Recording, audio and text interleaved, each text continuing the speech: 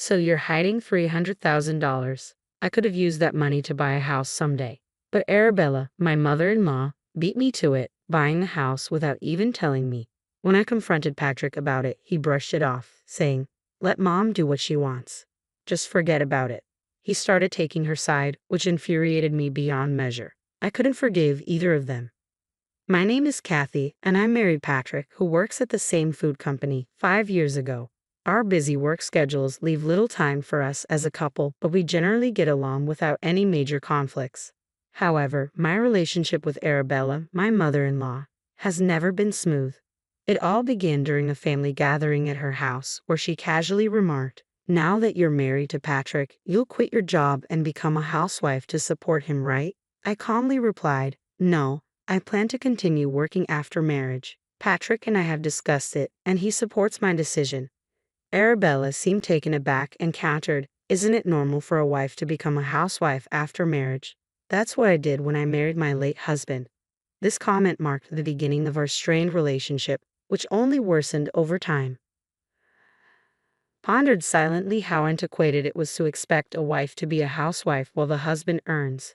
Naturally, I couldn't voice this to Arabella, so I simply offered a polite smile and brushed off her comment.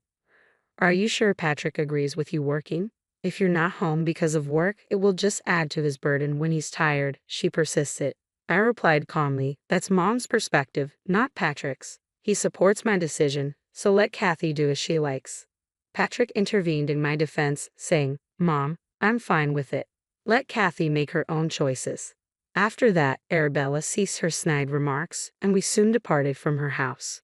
"Thank you for stepping in back there. If you hadn't," Arabella might have continued. I expressed my gratitude. Patrick replied reassuringly, "Mom has raised me alone since Dad passed away. She's probably just concerned. Don't take it too hard." His defense and understanding touched me deeply. I felt fortunate to be married to such a caring person. As we headed back to our condominium, I secretly felt a sense of contentment. Though we had been living together for 5 years, Patrick surprised me one day by suggesting Arabella move in with us. Hey, considering how busy we both are with work, I thought maybe Mom could live with us in the condo. I hesitated, replying honestly, "I'm not sure about that idea." Patrick immediately understood, saying, "I see. Sorry for bringing it up so suddenly. Forget I mentioned it." I absolutely couldn't agree to the idea of suddenly living together. Thankfully, Patrick acquiesced easily, and I felt relieved that we wouldn't be sharing our space with Arabella. About a week after Patrick had brought up the idea, I had a particularly hectic day at work and didn't return to our condominium until after 9 o'clock p.m. "I'm so tired. Maybe I should whip up something for dinner," I muttered to myself as I reached for the doorknob, only to find it already unlocked. Patrick must have gotten home earlier than usual today. Normally, he texts me when leaving work, but it seemed he'd forgotten this time. Without much thought, I entered the apartment. "Whoa, what a day. Oh, you're back," a voice greeted me unexpectedly. "Huh? Arabella, you're here. Where's Patrick?" I asked, bewildered. "Patrick hasn't returned yet. He gave me a spare key, so I let myself in," she explained casually. "A spare key? I had no idea," I stammered, taken aback by her sudden presence, unable to conceal my surprise. "Stop standing there. Can you make dinner? I've been waiting for you to get home," Arabella demanded as soon as I entered. "Ha, Arabella, haven't you eaten dinner yet?" I asked, surprised. "No, I haven't. It's quite audacious to barge into someone's home and expect dinner," I thought to myself, but couldn't bring myself to rudely send her away. "Ah, I see. Okay, I'll make something simple. Is that okay?" "Just a moment. Are some groceries missing? Did I use that much?" I wondered aloud, noticing the fridge seemed emptier than yesterday. "Anything simple will do. Just hurry up, dear. I'm famished," Arabella insisted. "Please wait a moment. I'll whip something up quickly," I replied, rushing to prepare dinner for her. "Thank you. Let's see how it tastes," Arabella commented after tasting the soup I had made. "What is this? It's terrible." "Ha! What did she just say? Did she really call my soup terrible?" I thought in disbelief. "I said it's terrible. Did you not hear me?" Arabella repeated sharply. "I heard you. It wasn't a misunderstanding," I responded firmly, trying to keep my composure. "You're always so busy with work. That's why you can only manage to cook this kind of meal. You should quit your job and become a proper housewife," Arabella continued, her resentment clear. but Patrick always tells me he loves my cooking. Perhaps he's just trying to please you. Can't you see that? I retorted, feeling frustrated by her persistent criticism. Arabella continued to make snide remarks for about an hour, expressing her disapproval of my decision to work after marriage. I'll be dropping by occasionally. Make sure you keep the house in order, she concluded before finally leaving. After venting her frustrations, Arabella left my home seemingly relieved. 30 minutes later, Patrick arrived. Hey, did you give Arabella a spare key? I asked. Yeah, I did. Patrick confirmed. Why? I questioned, feeling exasperated. She showed up out of nowhere today, complained about the food I made for her, and then left. It's all right. These things happen, Patrick replied calmly. What kind of response is that? She comes unannounced. It's ridiculous, I retorted. I don't know what else to say. Maybe it was a mistake giving her the key, Patrick admitted. Exactly, and now I'm supposed to tolerate her criticism about the meal I prepared? I exclaimed. This all happened because you gave her that spare key. My words seemed to strike a nerve with Patrick, who suddenly grew angry. Maybe you should have just agreed to have Mom live with us. I'm tired. I'm going to bed. I don't need dinner, he snapped. Am I to blame? Wasn't it you who agreed it was a bad idea? I shot back, feeling hurt by Patrick's unexpected reaction. The following day, and every day after that, Arabella continued to visit our home, criticizing everything from cleanliness to laundry. Enduring her daily complaints might have been bearable on its own. However, a week into Arabella's frequent visits, I noticed something odd. The groceries are disappearing again, and the detergent I had stocked up on is gone too, I remarked, puzzled by the sudden disappearance of household items. Our condominium and Arabella's place were just a 10-minute walk apart. It seemed strange that groceries and everyday essentials were disappearing daily. Reluctantly, I began to suspect Arabella might be sneaking in and taking them. Arabella, have you been taking things from our house? I finally mustered the courage to ask one day when she came over. I hoped it was all a misunderstanding, but her response dashed that hope. Oh, so you found out, Arabella admitted nonchalantly. You can't just take things without asking. These are household supplies and food, I protested. What's the harm? It's my son's house, after all. It's wasteful to let food spoil, especially since you're hardly ever home because of work, she justified, unapologetic. I was taken aback by her audacity. While I understood this was also Patrick's home, her actions felt intrusive and disrespectful. Oh, by the way, I found out about your $300,000 in savings, Arabella continued casually. What? What are you talking about? I have no idea, I exclaimed, shocked by her revelation. You found it on my banking card. I saw the amount when I checked it. You can withdraw money with just the card, right? She asked, as if it was a perfectly reasonable thing to do. Do you know the PIN? You had it written on a note stuck to your banking card, remember? Arabella remarked casually. I messed up. I never thought anyone would look at my banking card, so I was careless, I admitted, feeling shocked and betrayed. That's right, I found the note with the PIN on it, Arabella confirmed, almost amused. I've been wanting to live in a nicer house. This worked out perfectly, she added with a laugh before leaving my house.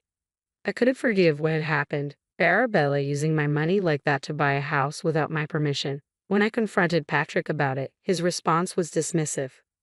Just let Mom do what she wants. Forget about the $300,000, he said casually, as if it were inconsequential that such a large sum had been taken without consent. This mother and son duo are unbelievable, I fumed. At that moment, any remaining affection I had for Patrick evaporated. Feeling deeply betrayed and taken advantage of, I decided it was time to take revenge on both of them. The next day, I invited Arabella over again to confirm if she had indeed used my money to buy a house. Determined to gather solid evidence, I discreetly started the voice recorder on my phone before confronting her. Yesterday, you mentioned using $300,000 from my banking card to buy a new house. Is that true? I asked directly. Yes, it's true. I've already paid the down payment, and construction has begun. With your banking card, it's essentially mine, Arabella admitted without hesitation. But having the banking card doesn't mean anything. How do you plan to withdraw the money? I asked Arabella, trying to maintain my composure. Just by pretending to be you and signing? Of course, she replied with a smirk.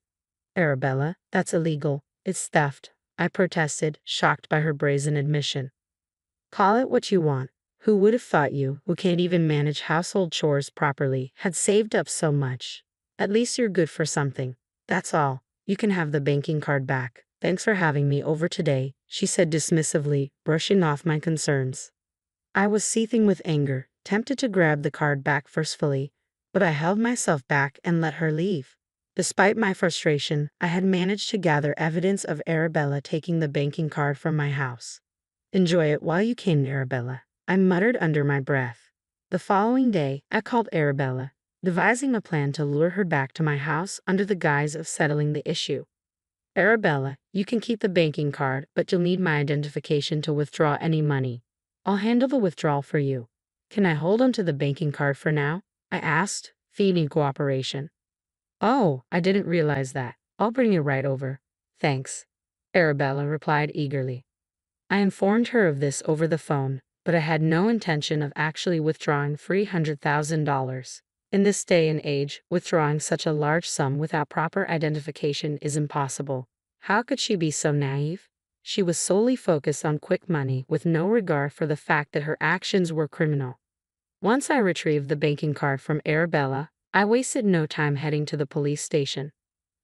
I need to report a crime, I said firmly as soon as I arrived. Yes, my mother-in-law took my banking card without permission and was trying to use it to purchase a new house, I explained to the police officer. Wait, not you purchasing. No, not me.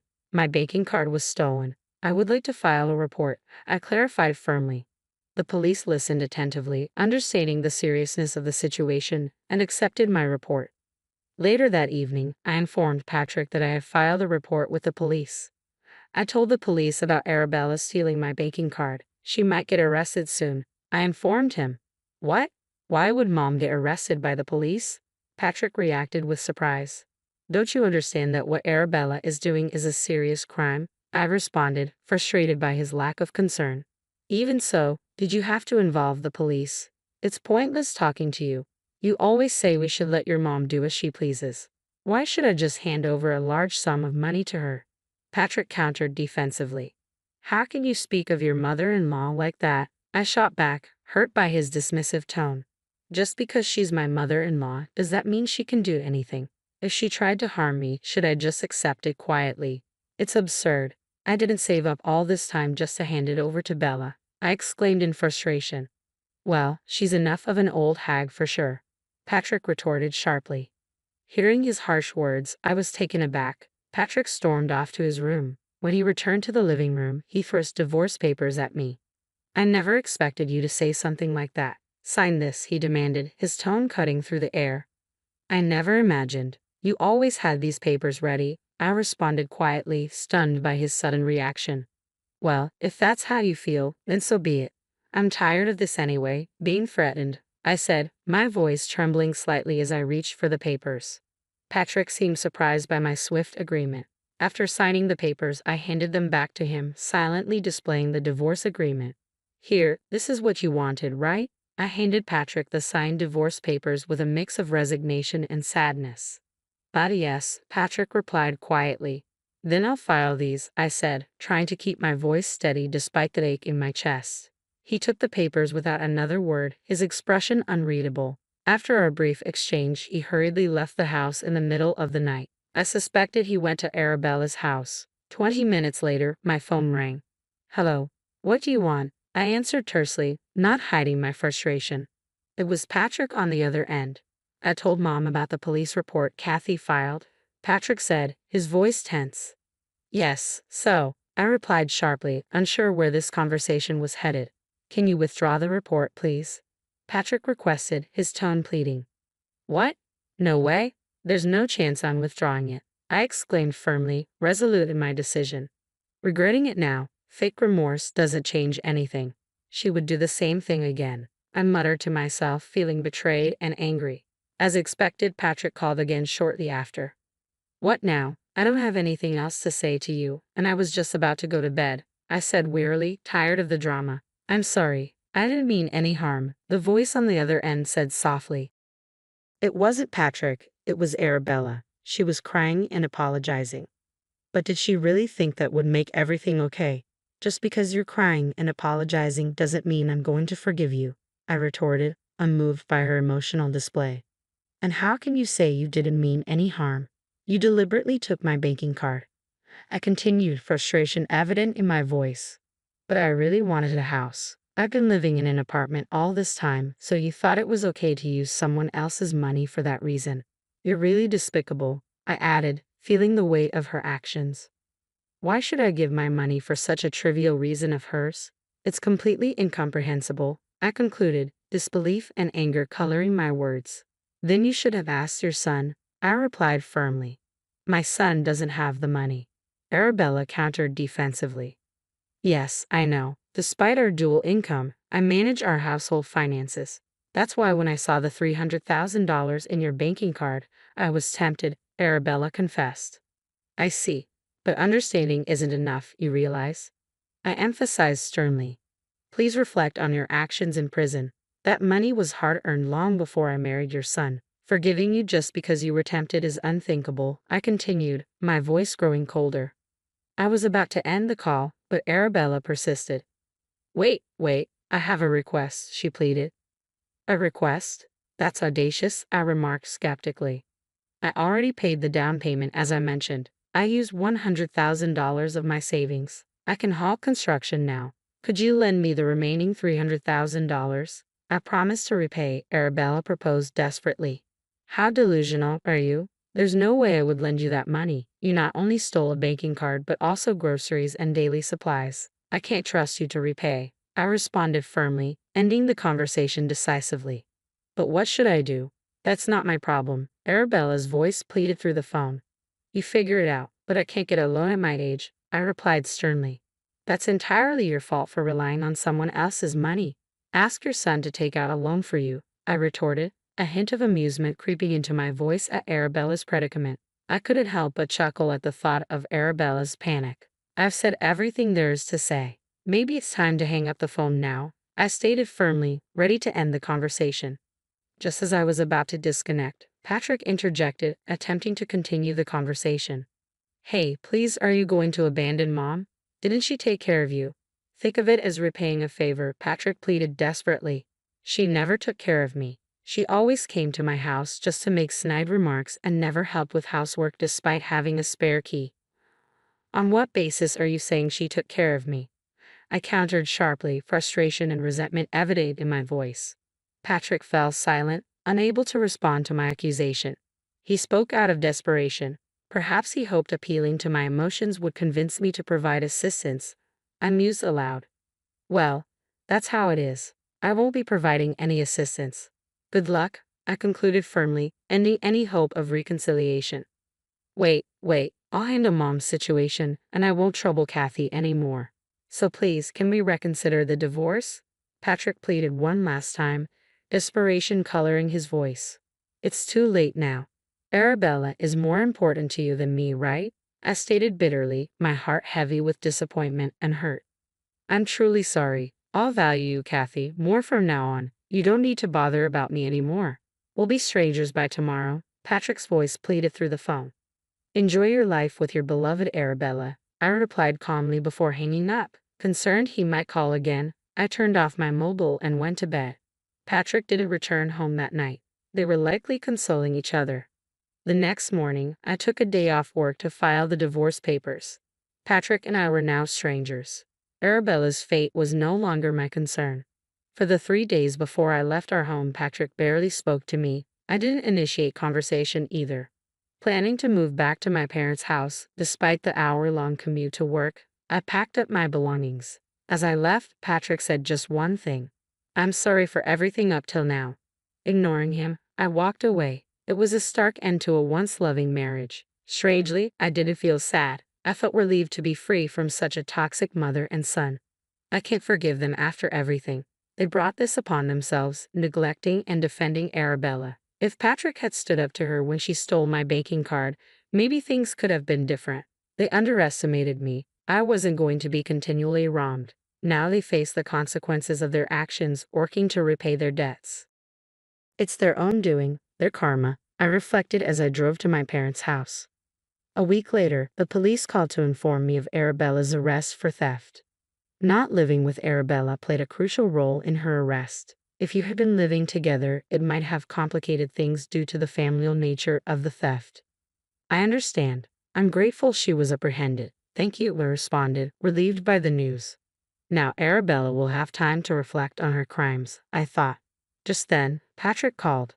Mom has been arrested, he stated solemnly. I know, the police informed me.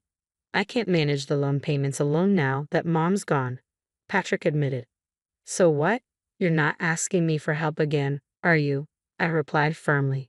No, I mean, please don't call me again, Patrick faltered. I ended the call and blocked his number to avoid further contact. A month later, I heard from a colleague. Hey, did you hear? Patrick quit the company. Though we worked at the same place, we rarely crossed paths. The news of Arabella's theft and arrest had spread, making it untenable for him to stay. I didn't spread the news, I assured my colleague. I don't know what happened to him after that, but he must be struggling with the loan repayments, my colleague remarked. 3 years later, I found happiness again. I married someone who cherished me deeply, and my new in-laws welcomed me with love. Finally, I felt genuine happiness. I hope nothing like this ever happens again, I whispered, grateful for the peace and love in my life now.